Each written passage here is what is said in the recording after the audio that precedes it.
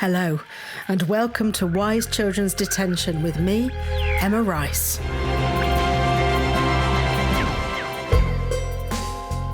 It's Sunday afternoon, and we're all in a daze of exhaustion and excitement.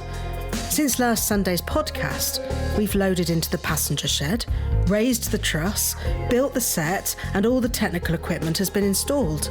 A wardrobe and laundry have been created, and dressing rooms and a green room conjured out of furniture begged, borrowed and hired.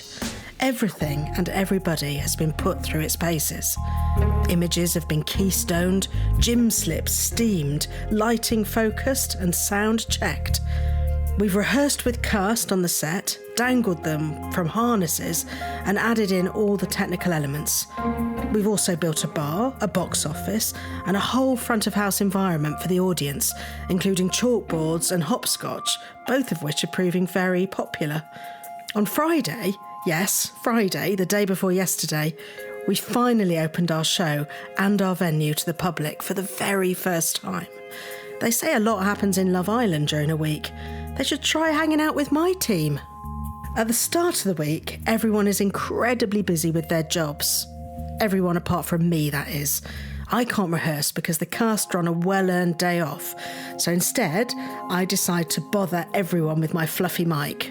Now, the thing to remember when you listen to these interviews is that I am literally stopping these people from doing what they're supposed to be doing.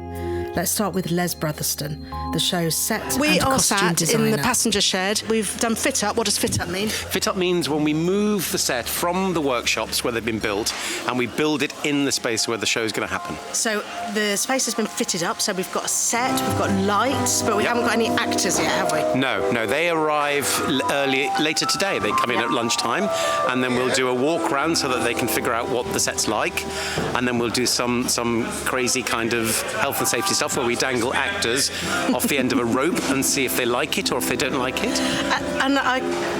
Without answering that immediately, the thing that is, having seen the model, having rehearsed the show, having really intimately known what this design is, the thing that is overwhelming is how big it is. Well, it is. It feels big in this space. I think it probably won't feel so big when we go into a theatre space, but this, it's quite dominant in this passenger shed. But you're right. I mean, it works, and it's going to work in theatres. But this is not a cosy country school, is it?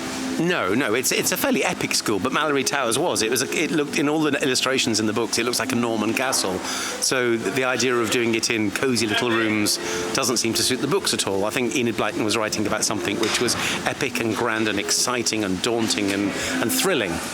And I think you've got that status, is that you've given it a status that I think the books and the girls in this show really demand. Well, it's great, and the passenger shed itself is such an imposing place. You've kind of got to slightly rival the building that we're in. You've got to kind of pull focus from the building to the stage and the actors. And one of the ways you've done that, though, is to actually use the lines, the Isambard Kingdom Brunel lines of the passenger shed, and mirror those. We've echoed the shape of the ceiling in the set. It's the starting point for the design of the set. So the Malory Towers is the shape of the passenger shed. And indeed, the towers of Malory Towers echo the towers outside, which are part of the architecture of the building too. You're very clever. Yes, you are. Or I just steal things from Brunel. So I've worked with Les for many, many years now, and he never congratulates himself. So I'm going to do it now. It's always tricky, isn't it? It's if you get 90% of what's in your head on stage, you're happy, but you never get 100%. You can always do better. But meanwhile, everybody's walking into the space and going, wow, aren't they? It's getting a fantastic reaction. I know, but I think what will really make it come alive is when it's used for what it's designed for, because ultimately what I've designed is not really a room. It's a projection canvas for Simon to kind of work his magic with all of his projections and his animations. It's more than that, isn't it? Because one of the things I love about it is it's like a playground as well as a school, and you've woven in some really detailed bits of childhood. So there's really detailed banisters and steps and beds and bunks, but there's also like gym climbing bars at the side. Yeah. Well, having worked with you for a long time, I think the best way to serve you is to try and give you a playground which you can play on, because I know if I try to be too prescriptive and I try to dictate what you do, then why am I working with you? I have to give you a space. I don't like it, do I? You don't like it. And also, but it's fun to give you a space, and then you go, oh, and then can I do this, and then can I do that, and then can I do this with it? You know, I'd have never thought of having tiny little Mary Lou climb right across the top of the set and hang off it precariously had it not been for you. That's your idea, and it's brilliant.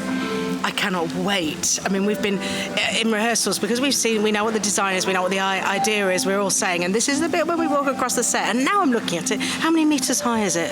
That's probably, it's lower than you think, because to the main deck of the stage, it's maybe 2, 3, 4 metres to the very pinnacle.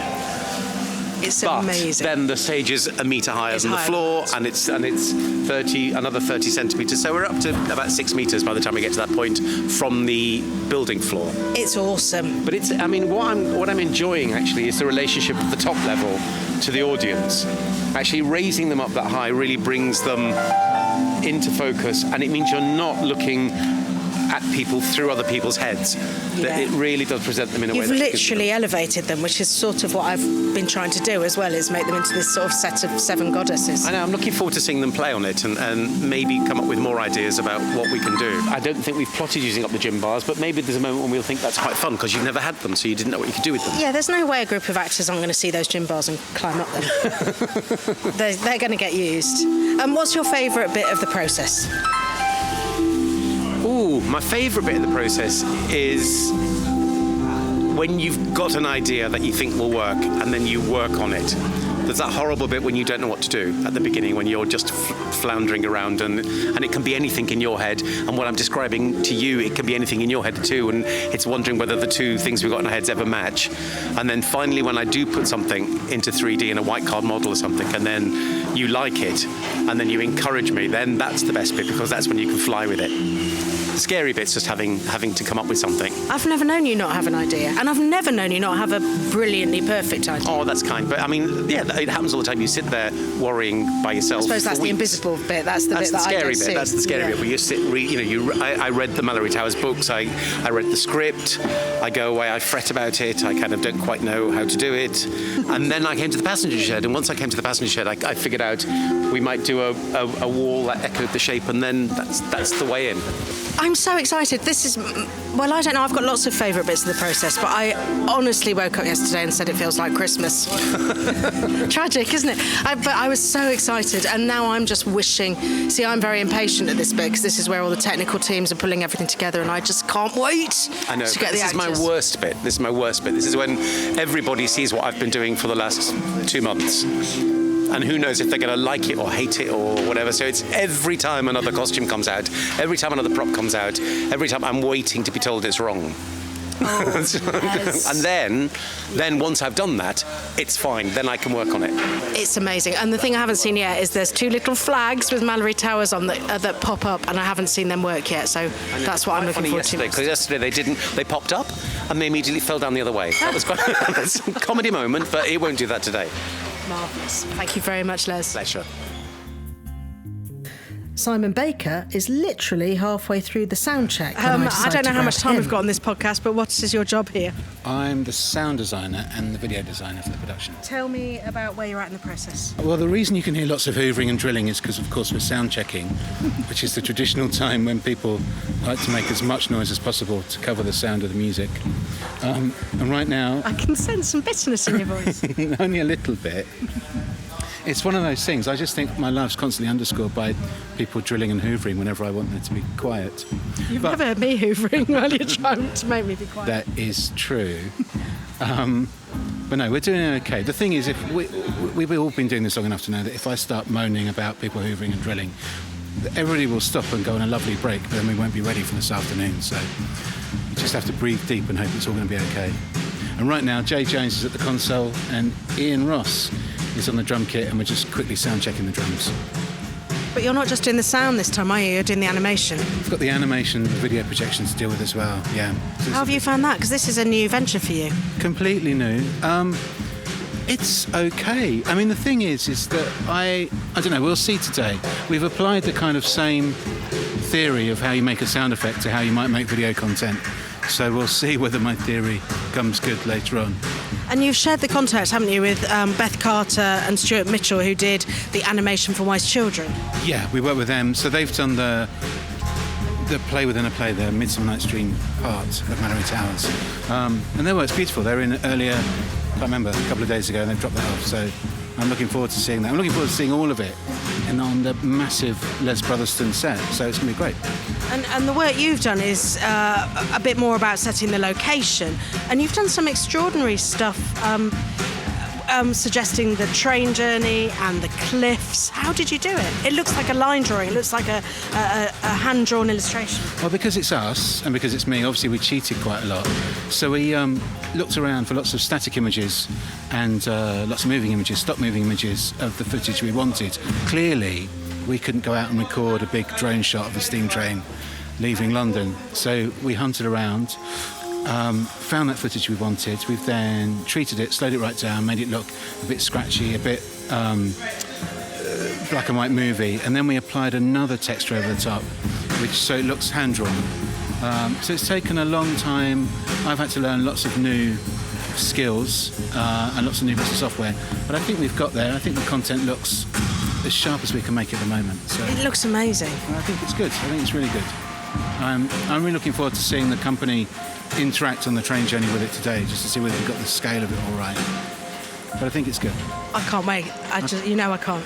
I'm like buzzing, aren't I? I just want it in to fact, all I've just had a ginger shot as well, so I'm buzzing even more. But no, we're good. We're in a really good place. It's looking excellent, actually, and really exciting now. So yeah, we're going to be good. Thank you. You're welcome. Here's me interrupting a plotting session with lighting programmer Dreading Vic the moment Brennan. I come up to you with my mic. Dreading and slightly relishing the fact, because I've been listening to all of them and it feels very odd being here now rather than listening to it in my ear. Here you are. I know. Tell me a bit about your job, because I have to say we've worked together for many, many years, and it's a little bit of a mystery. Your job. Tell me about it. I like to keep it a mystery. Maybe that's why. I am in charge of making what Malcolm Rippert, the lighting designer, has in his head appear on the stage through a computer that I have in front of me that sort of looks like a typewriter. And from that I can talk to all the individual pieces of the rig and tell them, for some of them, where to be on the stage, where to point. I can tell all of them how bright to be. I can tell some of them what colour to be. Some of them I can put a pattern into. And then we recorded them into things that will hold the information, so a preset if it's a moving light, and then a cue as an overall thing, and then a show file, and then each evening Helen, the DSM, will tell the operator where to be, and they hit a go button, and then everything changes from night to night. You make it sound so easy. So tell me, does a lighting designer always have a programmer? Not always, but often. The technology has got more complicated in the last 15 years, 20 years or so. I've been doing it for 15 years and it's become much more common to have a programmer because there are so many different elements to a lighting rig. And is that an improvement? Because I remember the old days where you just put up a few Fresnels and had a simple up button. Has the technology definitely improved lighting? I think it has improved the versatility, and I think it makes it easier for creative teams. They can immediately affect change on a stage. You don't have to wait and get ladders out to refocus and change the colour of things. We can do it all from one central location, which means we can play with ideas in a much more immediate way than I think was possible 20 years ago, which can be brilliant and can also be annoying because I think you've almost got too many toys to play with. So it's hard to sit up one decision. But the speed you work at, mentally, visually, and with your fingers is really something to behold. You know, I mean, you work at a really high. It's like landing planes up here. Yeah, well, it's really exciting because that's how fast a designer's brain works, to be able to, in real time, make all of that happen on a stage, and for them to be able to work out if that's a good idea or a bad idea, and particularly for a lighting designer, they're the people who make all of their mistakes in front of everybody else.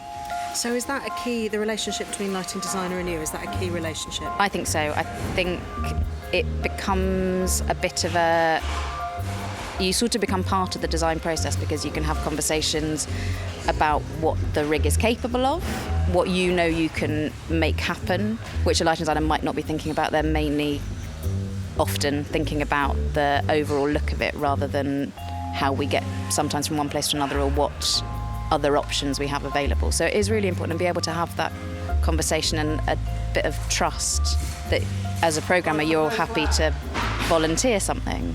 And Malcolm's really good at giving permission to suggest and play and have ideas around it. You must understand his aesthetic by now. Yeah, I do, and I could do a light alike. I could make up some Malcolm Rifford lighting, but I don't, and I find it fascinating. I think it's like alchemy, watching a lighting designer work. I don't know how they read a thing on a page or watch a rehearsal and know that they need that light in pink. I just think that's a phenomenal gift that I don't have, but I love that I can be part of a slightly more removed part of that process where I can make it happen. I feel that you're like an interpreter, almost like a sign interpreter. Yeah, that's a really nice way of putting it. That you're really speedily taking that information and finding a way of translating it. I work with another lighting designer who describes it as like an editor in film, so you can kind of take out the bits that aren't working. Thelma Schumacher. Oh, nice, thanks. Yeah, powerful women. And how many years have you been working with Malcolm? About 12, I think. Yeah, that's a long time. And he's an absolute treat to work with, and what he makes on stage is so beautiful. Like, it stops me in my tracks. And every now and again, I have to sit back and go, man. And particularly on this show, like a week ago, there wasn't even a theatre here. And by Thursday night, there'll be people watching it. That is mind-blowing to me. Theatre magic, as I like to call it. It really is. I love it. Thank you very much, Vic. Thanks so much. Bye. Kath Bates, our production manager, is sticking white gaffer tape to the offstage stairs when I catch up with her. Not now. Please not now. But it's the best bit. If I come and if I talk to you when you're busy, it's best. We've met you before. Yeah, of course it is. Who are you? What's your job? I'm production manager for WiseChildren. Yeah, so Kath Bates, if you'd listened to the previous set of podcasts, we met Kath. What's that sound? Gaffer. What are you doing? Making the set safe, trying to, before the actors come on. So what's hilariously funny is Kath has literally created a venue and a set and is now just putting down some tape.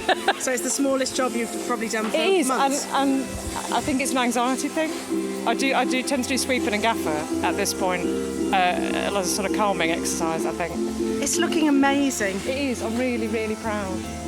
I can't quite believe it, to be honest. You should be. It's been the most epic project. Isn't it? It's a week. A week and we've got it in. And the venue's looking amazing. And the set. Very, very wonderful. We'll talk about anxiety for a bit. Yeah, Both exactly, Kath and I share an anxiety that there will be a death experience. Don't say that. Well, I feel that if we say it... I did, and I have for the last 6 months. What's good news is I don't now. Now it's real and physically here, and I can check it, and it's in my control, not the control of others. I feel okay. But it's worth... I mean, I'm saying it to laugh because it's sort of... It's like childhood fears, but it's actually real. You're creating an environment that people have to work on. Have to work on and be in and public and be responsible for. Yeah. It's huge, It Kath. is quite huge. I want to say, how do you sleep at one night, but probably not so well. Not so well, better now. Haven't been. So the build-up in the last 2 weeks, it's all in your head. And then once it's out of your head and it's real, and you've got a team around you rather than it being just you in your own head. And as a nervous person that suffers from sort of over-responsibility, it feels so safe and so strong and such a meant thing. I've always thought, I don't know if this is good or a bad thing, the reason I'm good at my job is because I have anxiety. so I will think of every single thing that could possibly ever go wrong with something and then make sure it doesn't happen. I thank you for your anxiety. Thank you, I thank myself for my anxiety. And just, what a job. And, you've been thinking not only of the set, but of the lighting, what the lighting hangs from, the toilets, the dressing rooms, the security, everything. All of it. Yeah. What a mind. I just want to get people in now. I know where they're here and they're all gasping. I was thinking with that pleasure. last night, that actually I'll be probably watching the audience more on the first night than I am on back here, because I'm still there. And I haven't seen the show at all, so I'm really excited. Oh, you've got a treat in store, but thank you. Thank you. It's fantastic. Thank you. Bye. Who are you and what do you do? My name's Sophia Khan and I am doing wardrobe for Malory Towers. Which is really exciting. I just switched on the microphone because we've just been talking about hair. Tell me what we've been talking about. We've been talking about braids. We've been talking about one of the actors' hair and what we're going to do with it. Exciting times. Yeah, so Azuka Hoyle, who's got amazing braids, and we're also thinking we don't want to change that, but we also want to give a little hint of period. So we're talking about what we can do with them, and you're like an expert, aren't you? Yeah, well, it's a bit weird calling yourself an expert. I think you are. Yeah, so I specialise in Afro-Caribbean hair and textured hair. So we're gonna have a go and hopefully achieve a look that fits perfect for Azuka and the character Daryl. Which is great, because I feel like the whole show is sort of reaching back in time and forwards in time, so I'm really happy for it to have a contemporary flavour. But yeah, I want a trim. You want to trim? You want to have it all cut off? I think it'll look great. It'll look great, really short, blunt it, so it's almost like a blunt bob, but with braids. And I think that's the beauty about braids, working with braids, is you can literally do almost anything and achieve a lot of different hairstyles. I know, I wish I had them. Although I had them once, but that's another story. Anyway, so you're with the show, aren't you, on tour? Yes, I am. And what are your duties on tour? It's washing, lots of washing. I was hoping you'd say something a bit more glamorous. My duties are costume maintenance and hair. So I'll be doing hair and costume for the... I'm not sure how long the tour is, actually. For the 6-week tour, 6 I think, weeks. after this run. Yeah, for the 6 weeks. But You're backstage as well, aren't you? Yes, I'm backstage doing quick changes, be on stage doing quick changes, which I'm not used to. I'm not used to being on stage at all, so this is going to be a bit strange for me. Have we got you in a gym slip? Yes, you have. Oh, I owe you, don't I? Yeah. But I always think that you, in your capacity as wardrobe and hair and dresser, sort of at the really heart, the absolute heart of a piece of theatre, because it's where people are most vulnerable, Yeah. and also where the transformation happens. Yeah, and I think as well, because we're kind of incognito in a way, because we're kind of here, there, and everywhere.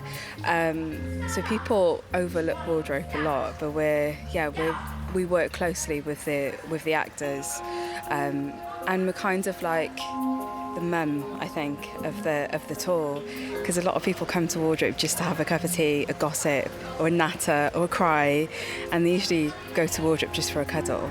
So we are like the mum of the tour. And on that, I'm going to leave it. Thank you. And here we are a couple of days later with some of the cast and our ASM, Assistant Stage Manager Charlie, on top of the set as they try and work out the cliff top rescue. So what have you been doing, Rose? Hanging off the top of the set with a harness, are we allowed to say that? And hanging and just working out how we're going to do that, and then maybe a few of us hanging. Yeah, it's exciting. It's high, isn't it? Yeah, it's really high, but it's good, it's fun. What are you doing, Charlie? I am climbing up the set and then trying to pretend that I'm not on top of the set to keep the illusion of Mary Lou falling off a cliff. So flipping them You've got off. quite a high bun, and that's peeking over the top. I have some very tight French plaits, apparently, to keep my hair level down below the level of the set. One of those puppeteers. What are those full body suits? Yeah, like puppeteer a morph suit, ones. but black or grey that. to match our set. Yeah. That would be good. That'd be gorgeous. So we've got Rose Chalou as Mary Lou falling off the cliff top. Then what do you do? Daryl tries to save her, so she climbs up the cliff, and then they think they're gonna get her. She almost gets her, and then alas, Mary Lou pulls her down, and they're both stuck hanging from the cliff. So now we've got two girls hanging from a cliff, and then what happens? And then Bill pops over the cliff top, takes both of them, and holds on. Single strength. And tries to reassure them that they're not all going to fall to their deaths. Yeah. But no one's sure. No, and I'm not sure at the No, moment as well, no can I one's say? Turning the passenger shed at Bristol Temple Meads into a theatre for the summer was a bonkers idea. Not only did we have the challenge of making a whole new musical, we now also had the challenge of making a whole new venue with all the problems and challenges that go with it. But in the face of such challenges, theatre people are at their best. All experts in their chosen field, they are able to come together and work towards a common aim, to get the show up and open on the exact date and time we said it would. And at 7:30 p.m. on July the 19th, 2019, Malory Towers at the passenger shed was born. I can't quite believe it, but we did it. Next week, we will rehearse during the day and perform to audiences at night in what we call previews, refining each moment until our play is as good as we can get it. Press night is on Thursday, when the critics turn up and mark our hard work. I can't lie.